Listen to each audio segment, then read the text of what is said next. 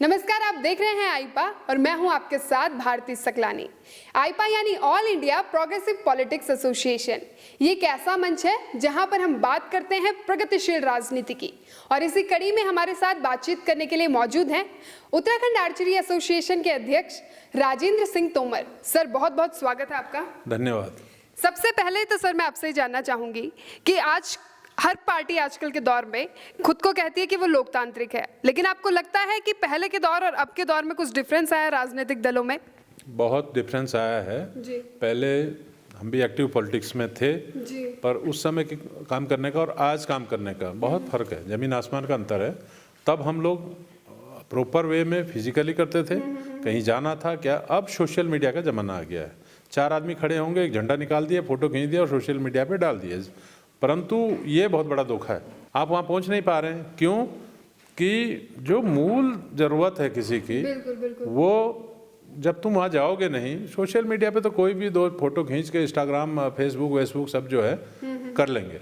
हमारा कहने का मतलब है हमें मूल में जब तक नहीं जाएंगे, मलिन बस्तियों में, गरीब वाले इलाके में जब तक हम कहीं नहीं जाएंगे तब तक कैसे पता चलेगा। सोशल मीडिया पे तो आप कुछ भी कर लीजिए। आज न्यूज़ के ही देख लीजिए, पहले गिने चुने अखबारों में आता था, फिर दूरदर्शन आया, फिर और चैनल आ गए, फिर स्टेट लेवल के भी चैनल उन्होंने बनाए। आज कितने चैनल बने इस पता ही नहीं है। दुनिया भर के चैनल बने हुए, हर आदमी का जो पहले न्यूज़ एंकर था उसका अपना चैनल है। सोशल मीडिया में भी ज़रूरी है, बिना उसके नहीं होता है, परंतु सच्चाई सामने आनी चाहिए। ये नहीं कि 15 आदमी खड़े किए, फ़ोटो खींचा और 2 भाषण दिए और डाल दिया। उसमें दिखावे और करने में फर्क है। जमीन आसमान का फर्क है। इसलिए क्या है, बहुत सारे राजनीतिक दल वो डार्क में, वो सोचते हैं कि यार हमारा कार्यकर्ता तो बहुत कुछ कर रहा है, कर कुछ नहीं रहा, कहीं नहीं जा रहा हो, दिखावा करेंगे। ये जो बेसिक जहाँ जाना पड़ेगा वो तो मूल जगह पे जाके काम करेगा। एक मैं आपको एग्जांपल देता हूँ। मैं 2001 से 2004 तक एक राजनीतिक पार्टी का मैं महामंत्री रहा इस ज़िले का। हमारे तमाम प्रकोष्ठ हैं, उसमें खेल प्रकोष्ठ हैं, सैनिक प्रकोष्ठ हैं, चिकित्सा प्रकोष्ठ हैं, तमाम प्रकोष्ठ हैं। मैंने इनको पकड़ा जो अध्यक्ष थे सैनिक प्रकोष्ठ को, मैंने बोला आप आइए। उनकी मैंने मीटिंग ली, बात की और बाकायदा मैंने जो एक्स सर्विस मैन थे सबको एक बार बुला के हमने विकास नगर कैंप लगाया कि जो युवा है सैटरडे संडे को उनको फिजिकल ट्रेंड करो कि भर्ती कैसे होते हैं। बिल्कुल। और उस कैंप में 50-60 लड़कों से शुरुआत हुई और काफ़ी लंबा चला वो, और बाद में पता चला कि इसमें से 25-30 लड़के भर्ती हो गए। ऐसे ही चिकित्सा प्रकोष्ठ में डॉक्टरों का बना हुआ था। मैंने कहा यार कुछ करो। हमने इंटीरियर में कई कैंप लगाए, बहुत 2-2, 250, 300 लोगों का जो है उसमें ट्रीटमेंट चलाया, दवाई भी दी, किसी की आंखें खराब उसको चश्मा दिया। हमने कहा तुम जब तक ये नहीं करोगे, ये प्रकोष्ठ और ये गाड़ी में झंडा लगा के पैड बनाना, एक कार्ड बनाना, ये सब कुछ नहीं। हम प्रैक्टिकल करने वाले आदमी थे। जब हमने देखा कि ये अब सोशल मीडिया और ये रह गया तो मैंने हाथ जोड़ दिया कि भाई ये सब दिखावा हमसे नहीं होता। सर, खेल नीति के बारे में आपका क्या कहना है? खेल नीति जब बन रही थी तो हम भी उसके पार्ट थे, हमने डिस्कस किया है। और मूल पत्र जब आ जाएगा कि भाई वो उसमें से कोई काट छांट तो नहीं की दोबारा, क्योंकि हमने बहुत सारी चीज़ें ऐड कराई थी।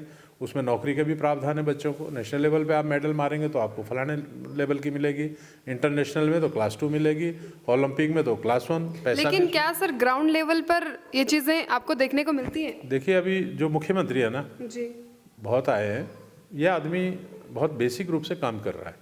मतलब अभी तो टाइम कुछ नहीं है, बट यदि एक कुछ समय और मिल जाए तो मुझे लगता है कि ये आदमी प्रैक्टिकल है, हर चीज़ को जानते हैं। युवा मोर्चे से भी ये जुड़े हुए रहे, हर यूथ को जानते हैं और बाकी इन्होंने काम भी किया है, विधायक भी रह चुके हैं। और मैंने देखा है ये जो कार्यकाल अभी चला अभी तक कहीं भी कोई ऐसी लूज टॉक नहीं करी जो जिसको इम्प्लीमेंट ना करा सके। ये मैंने देखा है, मैं कोई ऐसी बात नहीं कर रहा हूँ, पर यदि ऐसे आदमी उत्तराखंड में ज़रूरत है। इसलिए युवाओं के बेसिकली उत्तराखंड में ज़रूरत युवाओं में को है उत्तराखंड में। क्यों? यहाँ अभी तक राम भरोसे चल रहा है कार्यक्रम। सर, हर फील्ड में युवा आगे जैसे कि हम बात कर रहे हैं, लेकिन राजनीति में कुछ % युवा है जो भागीदारी देते हैं, लेकिन बावजूद उसके भी उन्हें लीडरशिप नहीं दी जाती क्योंकि एक्सपीरियंस की कमी उन्हें कहा जाता है। लेकिन आपको क्या लगता है कि अगर एक युवा को मुख्यमंत्री पद दिया जाए तो क्या क्या बदलाव देखने को मिल सकते हैं? देखो, युवा आदमी की युवा सोच होगी, आज की क्या ज़रूरत है उसकी सोच होगी। बिल्कुल। पुराने ज़माने में क्या था उसकी सोच अलग है। बहुत सारे हमारे पास यूथ हैं, बहुत दिमाग हैं, बहुत अभी किसी भी पार्टी में बहुत अच्छे लीडरशिप में काफ़ी है, बट उनको कोई मंत्रालय नहीं है, कोई उनका ऐसा जिम्मेदारी नहीं है। उसमें भी एक बात है, उसमें यदि तुम पार्टी के प्रति वफादारी नहीं निभाओगे तो वो लंगड़ी, किसी को भी लंगड़ी लग सकती हो। जरूरी नहीं आप कितने इंटेलिजेंट हो, और आपको घर बैठना पड़ेगा। आपको उस पार्टी के प्रति वफादारी भी दिखानी पड़ेगी, साथ साथ आपको उसका अनुभव का भी लाभ मिलेगा, और आपका फिर प्रशासनिक क्षमता को भी परखा जाएगा। किसने जाना था कि पुष्कर सिंह धामी जो है मुख्यमंत्री बन जाएंगे? उनको तो पता ही नहीं, परंतु पार्टी तय करती है कि कहाँ क्या करना है, तो वो आदमी का काम देखती है, फीडबैक लेती है, तभी तो ऊपर आए। ऐसा ही नहीं कि उनको मुख्यमंत्री ऐसा उठाया और बना दिया। प्रयोग एक आध किए, सब नहीं हुए। कोरोना काल में तीरथ जी को भी मौका मिला, पर वो भी युवा थे, पर सांसद के नाते वहाँ चुनाव लड़ना असंभव था, तो इसलिए उन्होंने सोचा जो विधायक है तो परिवर्तन तो पार्टी का एक मूल रूप है, उसमें कर सकते हैं। खेल नीति के बारे में बता रहा हूँ। खेल नीति जैसा हमने ड्राफ्ट देखा है और जो हमने उसमें अमेंडमेंट करा है, तो वो बहुत अच्छा है। और उसमें जो पैसे का प्रावधान है वो भी हमने भी राय दी, और उधर से तो था ही कि भाई सेस लगा दीजिए आबकारी विभाग में। शराब लोग पीते हैं तो वो पिए और बहा दिया, तो यदि उसमें से कुछ परसेंट 0.50% भी लग जाए तो उसमें इतना पैसा आ जाएगा कि युवा उससे आएगा ऊपर। क्यों? कि पैसे के बिना काम नहीं चलेगा, और यदि उसमें लगाएंगे तो ना वित्तीय बोझ पड़ेगा और ना ही दूसरी चीज़ों पे इस बात की कोई क्वेश्चन मार्क करेगा कि भाई पैसे कहाँ से आएंगे। आबकारी में लगा दीजिए सेस, उसमें फ़र्क क्या पड़ता है? जो शराब 1000-1500 रुपये की पीता है उसको कोई फ़र्क नहीं पड़ता, उसमें यदि 10-20 रुपये का जुड़ गया तो कोई फ़र्क पड़ता नहीं। तो पैसा भी कहीं जुटाना है, वो भी एक काम रहता है। और बाकी नीति यदि एज इट इज़ पास हो गई तो काफ़ी अच्छी खेल नीति, हालांकि उतनी नहीं जितनी हरियाणा वगैरह में है, साउथ में है, उतनी तो हो ही नहीं सकती। क्यों नहीं हो सकती? इसलिए नहीं हो सकती, उसमें काम करने की एक बहुत बड़ी जिज्ञासा होनी चाहिए, ज़रूरत है। मैंने देखा मैं तो नेशनल में जाता हूँ, अभी मैं महाराष्ट्र से आया हूँ, उससे पहले मैं कई और जगह तो जाता रहता हूँ। तो वहाँ जब बच्चों का हम देखते हैं ना रहन सहन, हरियाणा के किट अलग होते हैं। गवर्नमेंट उनको एक 20-25 हज़ार से कम का किट नहीं होता, उसमें बैग भी होता है, उसमें जूता भी होता है, उसमें सॉक्स भी होते हैं, टी शर्ट्स होती है, उसकी सफ़र की अलग होती है, और वहाँ ग्राउंड में खेलने की अलग होती है। तो जो बैग होता है इतना अट्रैक्टिव होता है, उसकी भी कॉस्ट अच्छी होती है, वो देते हैं बच्चों को। यहाँ क्या है, यहाँ तो एक तुम 1000 रुपये का ट्रैक सूट नहीं देते। हम लोग खेल संघ में तो हम तो खुद बनाते हैं, कहीं इधर बनाया, अपने जेब से पैसा लगा के। ये स्पष्ट नीति होनी चाहिए। दूसरा, ये जो सांसद निधि और विधायक निधि है, इसका दुरुपयोग बहुत होता है, स्पष्ट कहता हूँ। इसकी एक ऐसी पॉलिसी बननी चाहिए, खर्च करते हो पहले साल, दूसरे साल, तीसरे साल कोई खर्चा नहीं करते, 2-4% कर दिया इसको और लास्ट में चुनाव के टाइम उसकी बर्बादी करते हैं। उसमें एक ऐसी नीति बननी चाहिए कि आपको सांसद निधि या विधायक निधि, एक सपोज उनको 1 करोड़ 1 साल का मिल रहा है, वो चाहे 5 मिल रहा हो, मैं उसमें नहीं जाऊँगा। उसमें ये फिक्स होना चाहिए कि 25% आप एजुकेशन में लगाएंगे, यानी कि 25 लाख, और 25% 25 लाख और है वो खेल में हम लगाएंगे। उसके स्कूल में ज़रूरत है। स्कूल में लगाने का मतलब ये है कि माना लैब है, लेबोरेटरी में कोई चीज़ है नहीं, गवर्नमेंट के पास नहीं है पैसा या स्कूल, तो वो उसके इक्विपमेंट्स खरीद के दे दे। भाई लेबोरेटरी में क्या चाहिए, बच्चे ने प्रैक्टिकल करने। कहीं खेल में है, आपके पास बॉल नहीं है, नेट नहीं है, आपके पास तीर धनुष नहीं है, आपके पास बास्केटबॉल नहीं है, ये चीज़ों पे उनको 25% उस पर खर्च करना चाहिए। 50% में अन्य जो गरीब में कहीं रास्ता नहीं है, किसी की दीवार गिर गई, किसी का कुछ, हालांकि वो 10 बार लगती है, वो जब तक उसको लागू नहीं करें। और ये तय करना चाहिए कि फाइनेंशियल ईयर 1 अप्रैल से 31 मार्च तक यदि आप इसको नहीं खर्च करेंगे तो लैप्स माना जाएगा। नेक्स्ट ईयर फिर ऐसे ही करें, ऐसे ही सांसद के लिए वैसे ही उसके लिए, उसका एक मैसेज भी जाएगा और एक मजबूरी में खर्च करना पड़ेगा। अब होता क्या है, वो एक साथ लास्ट ईयर में 3 महीने पहले खर्च करते हैं। अभी देखना आप RTI से निकाल लीजिए, सबका पैसा वैसा ही, जैसे ही पता चलेगा उनको 2 महीने बाद वो लग रहे बंदर बांट हो जाएगी, इधर दिया उधर दिया, वो दिया, वो चुनावी वो है।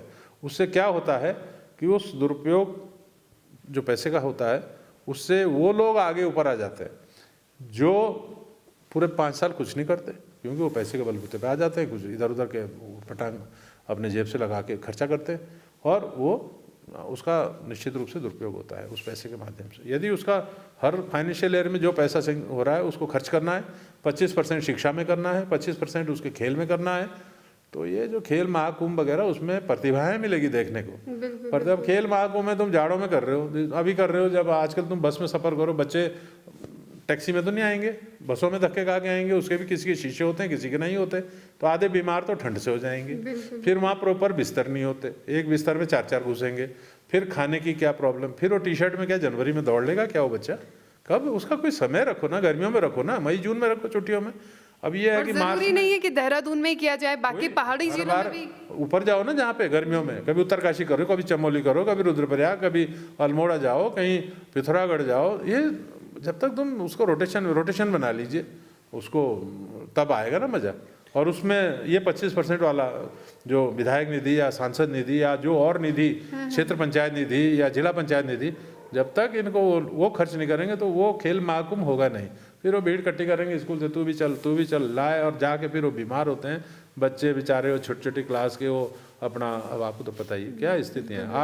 आप खूब कपड़े पहन के भी सफ़र करेंगे तो आपके दांत हिल जाएंगे, इतना ठंड होती है बहुत ठंड सफ़र पहाड़ों में होती है। हवा, और सुबह सुबह गाड़ियाँ चलती है। जी सर, अगर तिरंदाजी को छोड़ दिया जाए या क्रिकेट को छोड़ दिया जाए, हमारे उत्तराखंड का राज्य खेल फुटबॉल है, लेकिन आप देखते हैं कि उस स्तर पर हमारा जो फुटबॉल की जो टीम है वो उस स्तर पर नहीं गई है, ना ही सरकार से उन्हें सपोर्ट मिलता है।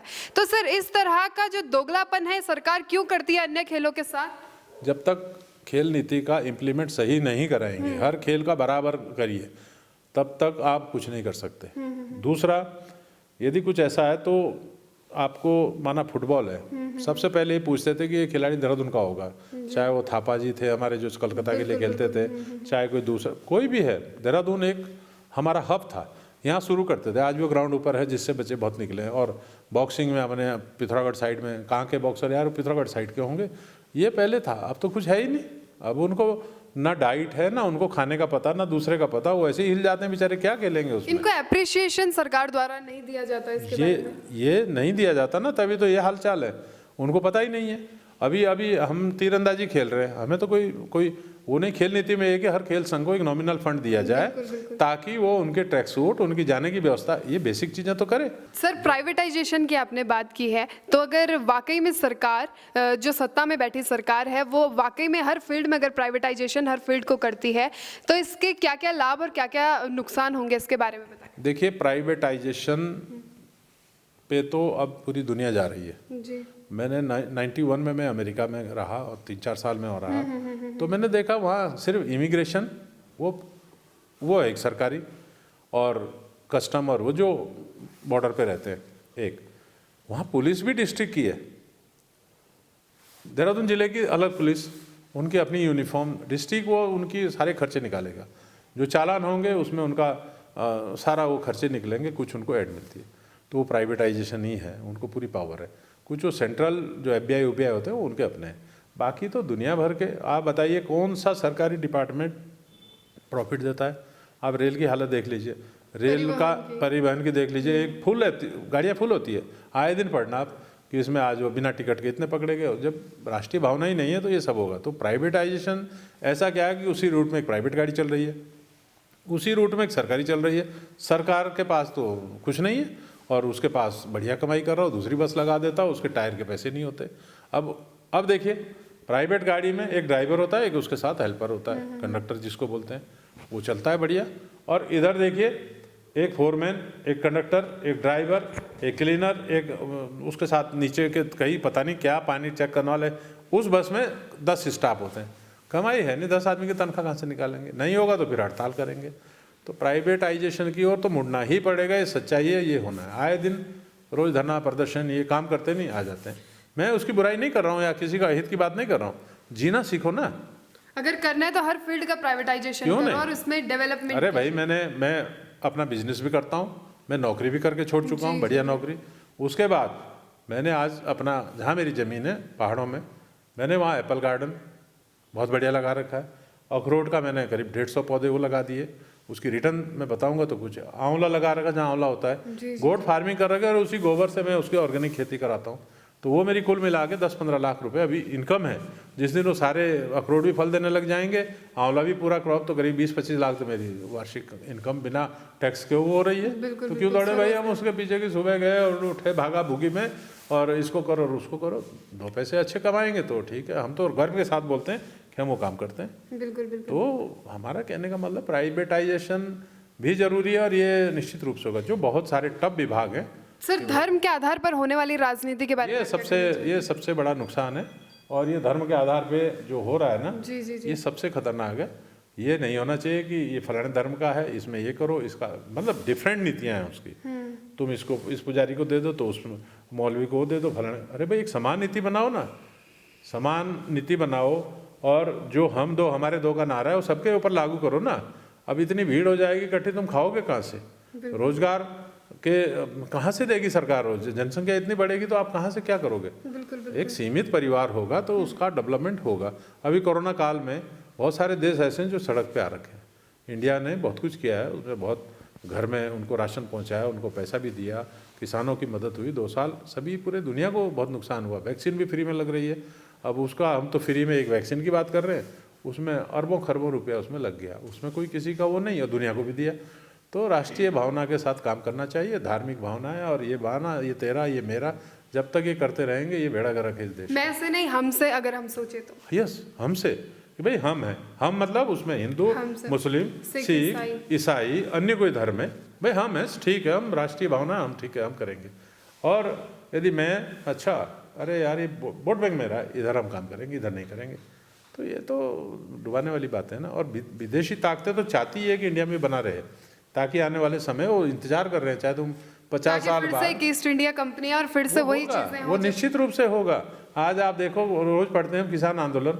अरे भाई कनाडा में भी प्रदर्शन हो रहा है, आपके यूके में भी प्रदर्शन, क्या मतलब है उनका? तुम आते हो क्या खेती करने? वो वही है जो विभाजन वाली ताकतें हैं, चाहे वो कोई सा भी, चाहे पंजाब के वो कोई खालिस्तानी समर्थक है, कुछ है, पैसा उनको कोई प्रॉब्लम नहीं है, वो भेजते हैं। आप बताइए किसान क्या वहाँ एसी कंटेनर में रह रहे हैं और क्या क्या पार्टियाँ शार्टियाँ चलती है ये तो। और उसके बावजूद भी सरकार चुप है, गवर्नमेंट चुप है, कोर्ट कचहरियाँ चुप है, कोर्ट कचहरी चुप है, वो कोई पूछने वाला नहीं है। पुलिस है, दिन रात लड़ती है, झगड़ती है, आपके लिए रक्षा करती है, और उसके यदि कहीं एक के भी कुछ लग गया, हाथ पांव टूट गया, तो उसको कोई नहीं पूछेगा। हाँ, उस सामने वाले के यदि कुछ होगा तो पुलिस के ऊपर 10 ब्लेम। तो ये सब चीज़ें जब तक चलती रहेगी देश। अच्छा, आपको लगता है सर कि जिस तरह से बॉलीवुड में नेपोटिज्म है, इस तरह से राजनीति में भी नेपोटिज्म है, और क्या क्या चीज़ें आपको लगती हैं जो राजनीति में जो उचित बदलाव की ज़रूरत है? राजनीति में जब तक स्वस्थ राजनीति नहीं होगी ना, ये जो चरण वंदना वाली राजनीति है ना, जब तक ये चलेगी राजनीति का ग्राफ नीचे आएगा। बिल्कुल। मैं बताऊं, चरण वंदना करने वाला आज ऊपर जा रहा है, उसकी चाहे कोई कुछ करना मतलब नहीं है। किराए के लिए यदि पड़ोसी से पैसे मांगे, यार मैं आज उस सम्मेलन जा रहा हूँ, भले वो अनएजुकेटेड हो, चाहे कुछ भी हो, और जो चरण वंदना नहीं करेगा उसका चाहे कितना ही बड़ा जनाधार हो, उसको पूछेंगे नहीं कोई। ये चरण वंदना वाला सिस्टम भाई करते रहो तुम व्यक्तिगत रूप से, बट करो इस तरीके से ताकि वो हम लोग उसमें अच्छा कर सके। चरण वंदना जाओगे, इसके 5 को बुला रहे, ये तो मेरे 5 छूता है, इसको लाओ आगे बढ़ाओ।